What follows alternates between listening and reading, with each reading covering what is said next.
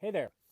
It's time for a brand new edition of Salesflix, a proud to sell exclusive where I look at movies and TV shows with a strong sales theme, both positive and negative, and where we discover together some powerful hidden sales lessons.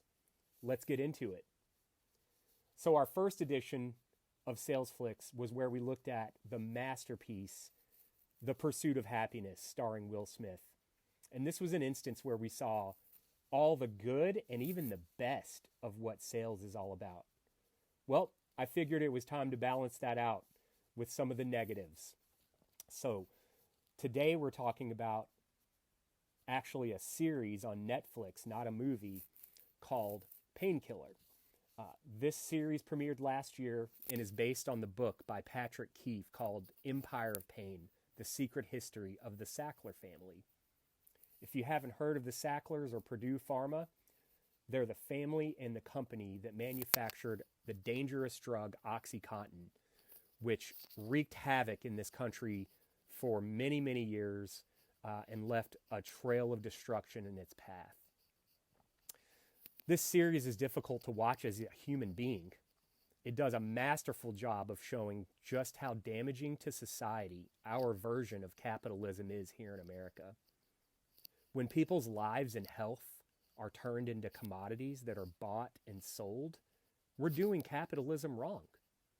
And don't take this as me being anti-capitalist.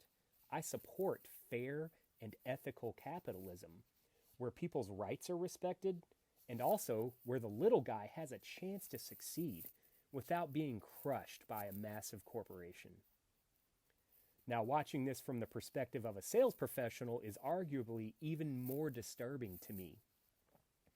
Seeing all of these positive attributes of sales, like motivation, teamwork, relationship building, and yes, even the financial rewards, turned around and used as a weapon that chews up and spits out sick people, that gave me a legit sick feeling. Avoiding spoilers, I want to describe more of what I saw. I saw this major drug company leverage the power of sales and relationships with the prescribing doctors in order to make billions of dollars selling a drug not a whole lot different than heroin to people with severe pain. And the Purdue Pharma sales force was trained like an army of mercenaries to go out and get these doctors to prescribe more and more and more OxyContin to these people who were getting hooked and starting to ruin their lives in order to support this devastating habit.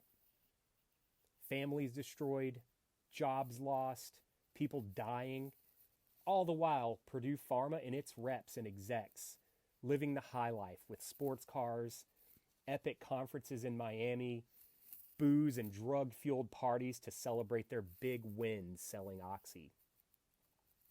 More than once, the series portrays how Purdue recruited young, attractive women right out of college who were lured with the promise of making big money and working in the exciting pharma sales world.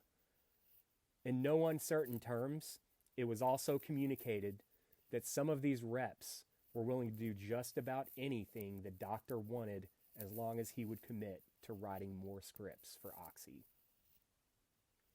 The end result of this drama was an opioid epidemic that still rages on, and as of 2020 has killed 600,000 Americans and destroyed the lives of countless more. Purdue was forced to file bankruptcy, which was really less than a slap on the wrist to this family of billionaires who have assets hidden so well they'll never be found.